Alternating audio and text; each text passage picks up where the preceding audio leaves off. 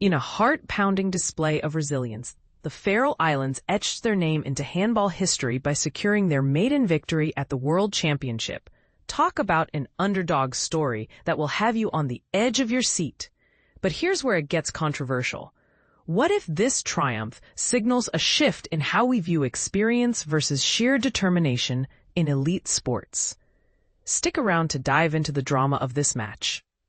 We're a 3-goal deficit at halftime, and a mere 18% save rate couldn't dampen the spirits of debutantes from the Faroe Islands.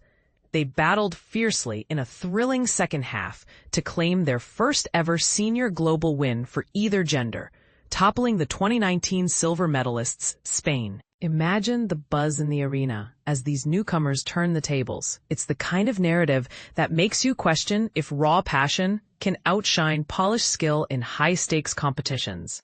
Group D, Spain versus Faroe Islands, 25-27, 14-11. With 8 World Championship rookies in their lineup, Spain positioned themselves as tournament fresh faces too. At the SWT Arena in Trier, neither team shone brightly in their opening fixtures. Spain edged out Paraguay, while the Faroes fell to Montenegro. So this clash promised to be a fascinating showdown between two sides still finding their rhythm. And fascinating it was. The Faroes surged ahead early at 4-3 by the 9th minute, capitalizing on Spain's squandered opportunities.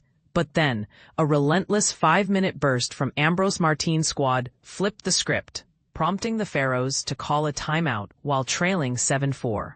The numbers paint a stark picture. 0 saves from goalkeeper Rakul Wardum, and a paltry 36% attack efficiency. Yet, coaches Klaus Leth Mogensen and Simon Olsen leaned into their 7v6 attack, a tactical play where one player acts as a goalkeeper on the floor, essentially creating a power play with an extra attacker to overwhelm defenses, even if it sometimes led to conceding simple goals. For beginners, think of it like adding an extra player in hockey for a power play, aiming to score more quickly. By the 24th minute, the Faroes clawed back to 9-8 down, thanks to the outstanding Jana Mittun.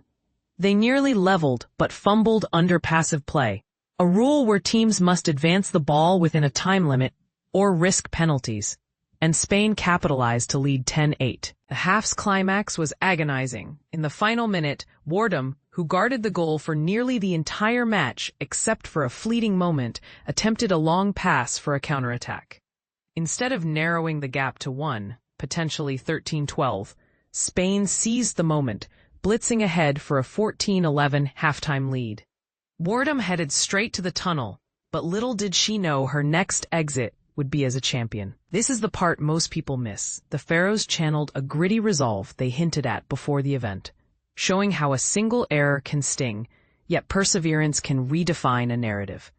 In a beautiful lesson on boosting player confidence, the Faroes kept faith in Wardum between the posts, and she rewarded them handsomely.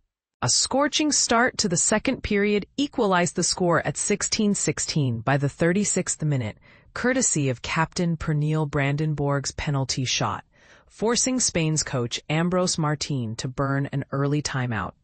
For those new to handball, these 7-meter throws are like free throw opportunities after fouls, often deciding pivotal moments. Attacking with their vocal Faroese fans cheering wildly, the second half was pure adrenaline. Both teams traded leads. They entered the last quarter tied at 20-20, but Spain pushed hard, looming close to a 3-goal advantage as the clock ticked toward the final 5 minutes. But with Wardum dominating saves and that potent 7 versus 6 tactic in play, the Faroes smelled victory. Mittun struck again to put them up 26-25 at the 58th minute, and that gap held. Wardum stood firm, thwarting shots, including her 15th save that denied Gisama. Though Maria Nolsøy couldn't muster the force under passive play to extend the lead to 2 in the dying seconds, Mittun, amid palpable anticipation, buried the final goal in front of ecstatic supporters with just 6 seconds remaining, clinching the historic win. Hummel player of the match, Pernille Brandenborg, Faroe Islands. Isn't it intriguing how a team of debutantes defied the odds against seasoned pros? Do you believe this win highlights the evolving tactics in handball, or is it more about mental fortitude over strategy?